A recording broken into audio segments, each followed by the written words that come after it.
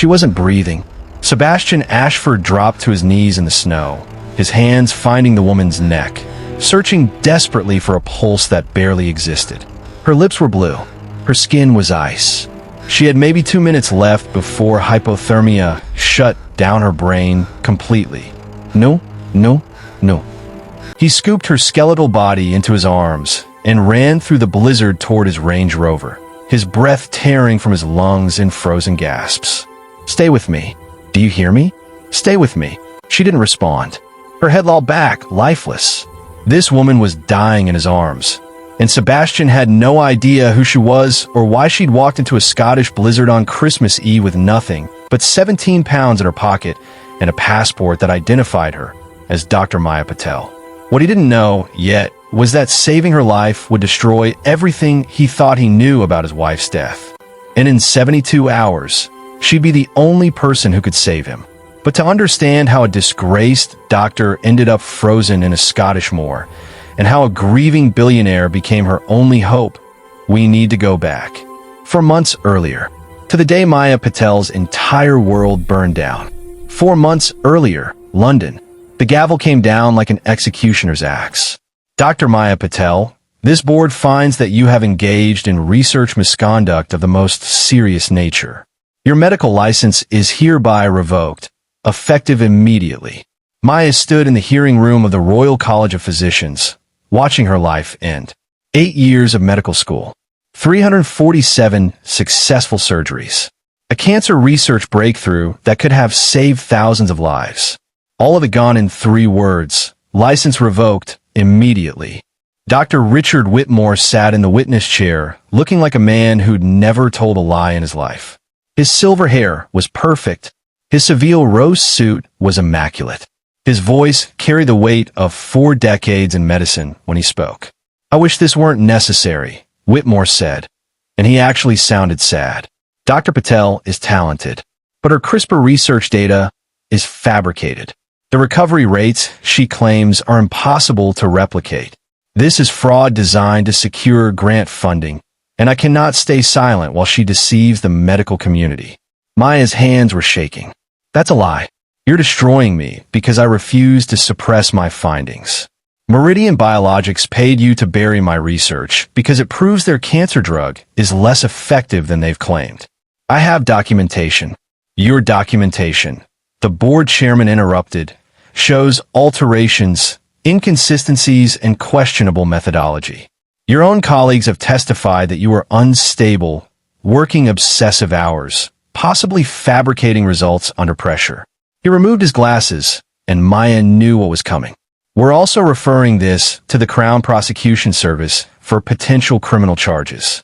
This hearing is adjourned." Outside the building, reporters swarmed like sharks smelling blood. "Dr. Patel, did you fake cancer research? How many patients trusted your fraudulent data? Do you have anything to say to the families you betrayed?" Maya pushed through their cameras and microphones, their judgment crushing her from all sides. When she finally broke free, her phone was ringing. Her mother's name on the screen felt like one last chance for someone, anyone, to believe her. Maya answered, the Hindi word for mother catching her throat. "Don't call me that." Her mother's voice was ice. "Do you know what you've done to this family? Your father can't show his face at the hospital. Your sister is being questioned by her colleagues. We raised you better than this, Maya. I didn't do what they're saying. Please, you know me." The medical board believed Dr. Whitmore. Your own colleagues testified against you. Until you can admit what you've done and fix this, you are not our daughter. Don't call us again. The line went dead. Maya stood on the corner of Harley Street, the most prestigious medical district in London, where her name was supposed to eventually appear on research papers that changed medicine forever. Instead, she was radioactive. Anyone who touched her would be contaminated. What Maya didn't know was that 4 months from that moment, she'd be walking into a blizzard, ready to die. And a man she'd never met would pull her from the snow and uncover the truth that had destroyed her. December, 4 months later. Maya had 17 pounds and 50 pence left to her name when she made the decision to die. For months of applying for jobs and being rejected the moment they Googled her name. For months of selling everything she owned, including her grandmother's gold necklace, just to afford hostel beds and tinned soup.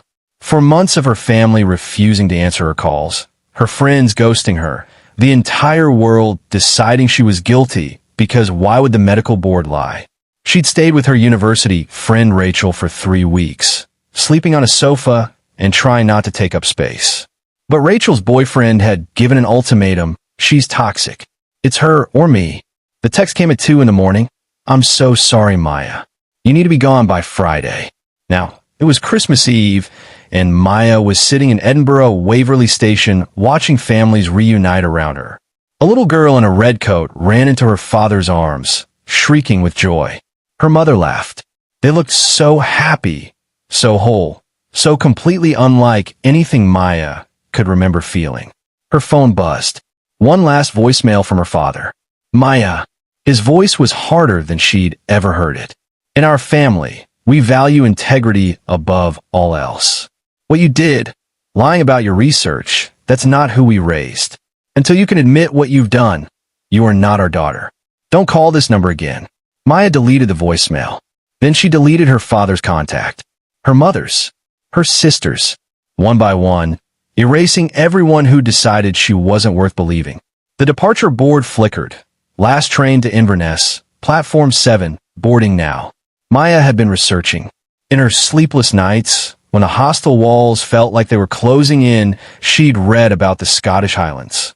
How beautiful they were in winter. How peaceful. How remote. She'd also read about hypothermia. How after the initial cold, your body starts to feel warm. How you get drowsy. How you just drift away, peaceful and quiet, like falling asleep after the longest day of your life. I'm sorry, Nanny, Maya whispered to the memory of her grandmother, the only person who'd ever believed in her unconditionally. I tried. I really tried to make you proud. She bought a one-way ticket to Inverness with 14 of her last 17 pounds and boarded the train. She wasn't coming back. The train was nearly empty. Just Maya and an elderly couple near the front. The woman was knitting something with red and green yarn. Christmas colors. The man was eating a sandwich. Normal people doing normal things, going home to families who love them. Maya pressed her forehead against the window and watched London disappear. The city lights gave way to countryside darkness. Snow started falling, light at first, then heavier as they pushed north into Scotland. It was beautiful. Maya felt oddly calm. She'd made a decision. The uncertainty was over. 90 minutes into the journey, the train lurched violently. Brakes screamed. Passengers jolted forward. The lights flickered, held, then the engine died. The conductor's voice crackled over the intercom. Ladies and gentlemen, we've experienced a mechanical failure. We're stopped about 20 miles outside Carbridge. With the storm, emergency services may be several hours. Please remain calm. Maya looked out the window. Through the swirling snow, she could see lights in the distance. Maybe a mile away. Warm yellow lights that meant houses, families, safety. Or she could walk the other way. Into the darkness. Into the storm. And disappear. The station attendant was moving through the car. That's Ashford Estate, she said, pointing at the distant lights. Private property. Belongs to some reclusive billionaire. But it's too dangerous to walk in this weather. Best to stay put. The elderly woman Maya had noticed earlier was struggling with luggage. Maya stood automatically, her doctor's instinct still functioning even when everything else was broken. She pulled down their bags, handed over the knitting basket. Oh, thank you, dear, the woman said warmly. Such a kind girl. Are you heading home for Christmas? Maya's throat tightened. No, I don't have a home anymore. Before the woman could respond, Maya was already moving toward the door. I need some air. The cold hit her like a wall when she stepped off the train. She was wearing a charity shop jacket, jeans with holes in the knees, and trainers falling apart at the seams. Completely inadequate for a Scottish winter storm. But adequate wasn't the point anymore. Maya started walking. She kept the distant lights of Ashford Estate in sight, using them as a reference point. Then, deliberately, she turned away, turned toward the empty moors and the darkness and the storm that would erase her. She'd been walking maybe 10 minutes when she couldn't feel her fingers. 20 minutes, and her legs were moving on autopilot. She was talking to herself now. Or maybe to her grandmother.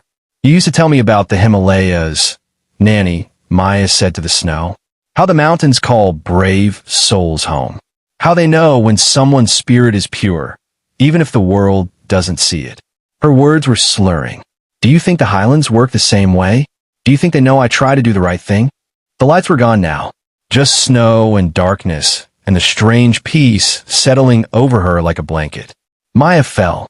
Her legs simply gave out. She pushed herself up with numb hands. Took 3 more steps. Fell again. This time it took longer to get up. Her body felt impossibly heavy. But she managed it. 2 more steps. Fell a 3rd time. She didn't get up. Maya lay on her back, looking at the sky. The clouds had parted just enough to reveal stars. Brilliant. Cold. Indifferent. It's beautiful, she whispered. Elena must have seen stars like this before she died. I hope someone was holding her hand. She'd read about Elena Ashford during her research into cancer treatments. The billionaire's wife who died of ovarian cancer despite having access to the best care money could buy. Maya had wondered if Elena's death had been influenced by the same corruption that destroyed her research. If someone like Whitmore had steered Elena toward less effective treatments because they were more profitable. But it didn't matter now. Nothing mattered. Maya's eyes drifted closed. The cold had become warmth. The pain had faded. She was floating, drifting away from her body like it was a coat she didn't need anymore. This was okay. This was peaceful. This was done. Somewhere in the distance, an engine roared. Christmas Eve, Ashford Estate.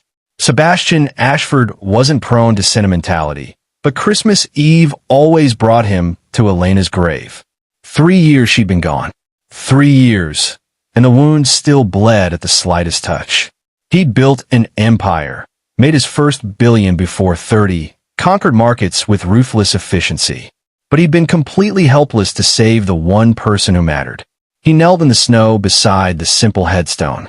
Elena Ashford, beloved wife, 1988 to 2021, she fought with grace. 3 years, Elena, Sebastian said quietly, placing white roses against the stone. Snow immediately started covering them. The research facility is doing good work. 15 brilliant minds working on treatments that might have saved you. I know it doesn't bring you back. I know you tell me I'm being stupid, holding on to grief instead of moving forward. But I don't know how to let go. The wind howled in response. Sebastian stood, brushing snow from his coat. His Range Rover was idling nearby, his head of security, James, waiting patiently. He should get back to the estate. It was late. The storm was getting worse. He was almost to the vehicle when his headlights caught something. A dark shape against the pristine white. Wrong. Out of place. James, do you see that? Sebastian was already running before James could answer. His shoes sank into the snow with each step. Please be debris. Please just be debris. But it wasn't debris. It was a woman lying face up in the snow, her eyes closed, her lips blue, not moving, not breathing as far as he could see. And that's where we started, with Sebastian on his knees, checking for a pulse that was barely there, with a woman who'd come here to die, with 2 minutes left before hypothermia shut down her brain permanently. No, no, no. Sebastian scooped her into his arms. She was so light, all sharp angles and protruding bones. She'd been starving. This wasn't just someone caught in a storm. This was someone who'd been suffering long before tonight. James, medical emergency. Call ahead. Tell them to prep the medical bay. She's hypothermic, barely breathing, core temperature probably below 85 degrees. Move. James was on the radio as Sebastian ran to the Range Rover. He laid her across the back seat, cranked the heat to maximum, stripped off his coat, and wrapped it around her. Then he climbed in beside her to share body heat, pressing his fingers to her neck, counting her pulse. 35 beats per minute. Too slow. Dangerously slow. Who is she? James asked, the vehicle already fishtailing toward the estate. I don't know, but she's not dying tonight. The drive usually took 20 minutes. James made it in 11, the Range Rover sliding around corners at speeds that made physics optional. Sebastian kept his hand on the woman's neck the entire time, monitoring her pulse, counting her breaths, willing her to keep fighting. Stay with me, he murmured. Whoever you are, whatever brought you here, Just stay with me. Fight. Just a little longer. The estate's medical bay had been Elena's idea, back when there was still hope.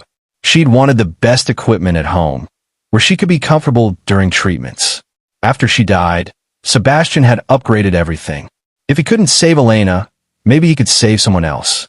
3 nurses were waiting when they burst through the doors. Margaret, who'd cared for Elena, was already pulling on gloves. Dr. Morrison's in Glasgow. Roads are impassable, Margaret said tersely. Then we do it ourselves. Sebastian laid the woman on the examination table and started cutting away her wet clothes. Heated blankets, warm 4 fluids, cardiac monitor. Margaret, Starline. Sarah, tympanic thermometer. We need to rewarm her slowly or we risk cardiac arrest. Margaret's eyes widened. Sir, you're not a... I was pre-med at Cambridge before I started the company. I know the protocols. Sebastian was already attaching monitor leads. After Elena died, he'd thrown himself into learning everything about medicine, about treatments she never got to try. Useless knowledge, he'd thought. Until now. Start those fluids the moment the line's in. The monitors came alive, showing numbers that made his stomach drop. Core temperature, 87.3 degrees. Heart rate, 34. Oxygen saturation, 83%. She was on the knife's edge. IV's in, Margaret announced. Start fluids. Sarah, those blankets. We're wrapping her completely. They worked together, a coordinated team. Sebastian forced himself to focus on procedures, on medicine, not on the memories. Elena had been on a table like this so many times. Tubes and wires and machines keeping her alive. But this woman wasn't Elena. This woman still had a chance. 5 minutes. 10. The core temperature rose to 88.1. But her heart rate was still too low. Then the cardiac monitor faltered. Skipped. The rhythm turned chaotic. Vefip. Margaret shouted. She's arresting. Sebastian's training took over. Crash cart. Now. He positioned his hands on her chest and started compressions. 1, 2, 3, 4, 5.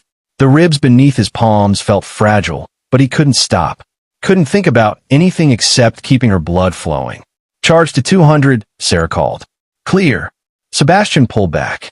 The woman's body arched. The monitor showed chaos. Again. 300.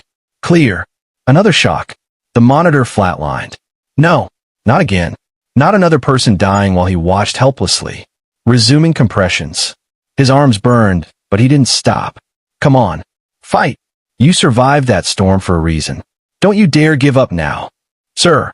Margaret started gently. 1 more round. Maximum. 360. Sebastian placed the paddles himself. Clear. The shock. The arch. The terrible flat line. And then, beep, beep, beep. A heartbeat. Her chest rose. Fell. Rose again. Sebastian collapsed against the table, his whole body shaking. You did it, he whispered. You crazy, stubborn woman, you did it. Core temp is rising, Margaret reported.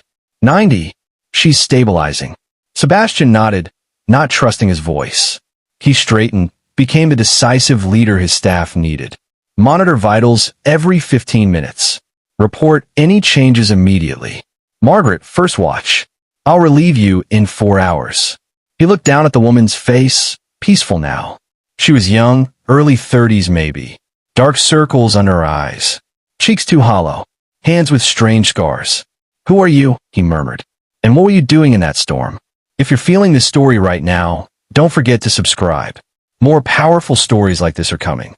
Sebastian left the medical bay at dawn, too wired to sleep despite the exhaustion crushing him. He went to his study, poured scotch he didn't drink, and stood at the window watching sunrise paint the snow gold.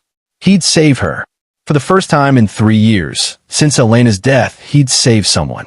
The feeling was intoxicating and terrifying. His phone buzzed. James, found her bag 10 meters from where you found her. Contents, expired passport, Maya Patel, age 29, empty wallet, medical journal with her name on it. Nothing else. Maya Patel. The name sounded familiar. Sebastian went to his computer and searched. Dr. Maya Patel, disgraced oncologist, license revoked for research fraud. Promising cancer researcher accused of fabricating clinical trial data. Medical board calls her work a betrayal of scientific integrity. But deeper in the results, Dr. Maya Patel's CRISPR breakthrough shows unprecedented results. Young researcher could revolutionize cancer treatment. Sebastian clicked through to her original papers. He'd read them months ago, searching desperately for anything that might have saved Elena. The work had been brilliant, meticulous, the kind of research that couldn't be faked because the science was too complex. He pulled up the retraction notices. Data, fabrication, contaminated samples. But something didn't add up. A brilliant researcher produces groundbreaking work. Then suddenly her mentor accuses her of fraud. Her samples are conveniently destroyed. Her reputation demolished. People didn't walk into blizzards unless they had nothing left to lose. Sebastian opened another file, Elena's medical records from her final year. He'd read them 100 times, looking for something he'd missed. He scrolled to November 2021. His blood went cold. Consulting physician, Dr. Richard Whitmore, Oncology Advisory Board. Recommendation, standard chemotherapy. Advised against experimental immunotherapy due to insufficient safety data. Dr. Richard Whitmore, the same doctor who testified against Maya Patel. Sebastian pulled up another search. Dr. Richard Whitmore, Meridian Biologics.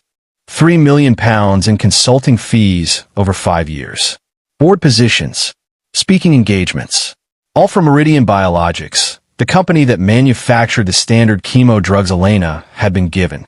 The drugs that had failed, while experimental treatments Whitmore advised against were showing remarkable success.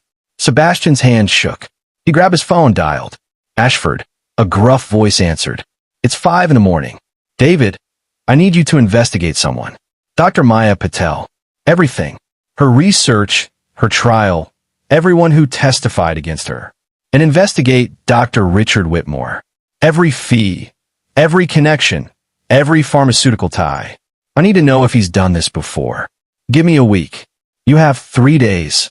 Sebastian ended the call and looked toward the medical bay.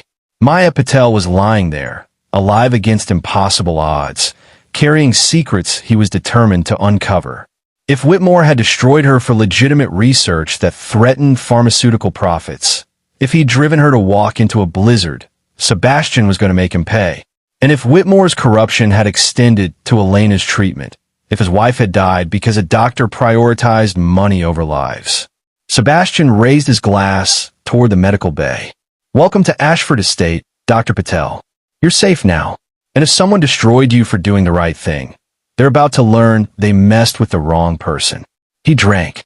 For the first time in 3 years, he felt something other than grief. He felt purpose. If this story moved you, hit subscribe. You won't want to miss what happens next. He just didn't know yet how much that purpose would cost him. Or that in 72 hours, he'd be the one dying on that table while Maya Patel fought desperately to save his life. The monitor beside Maya's bed beeped steadily. Her chest rose and fell. She was alive. Barely, but alive. And outside, the Christmas morning sun rose over Ashford Estate, painting everything in gold and pink, like the world was promising that maybe, just maybe, things could get better. But promises, Sebastian had learned, were fragile things. And the truth he was about to uncover would shatter everything he thought he knew.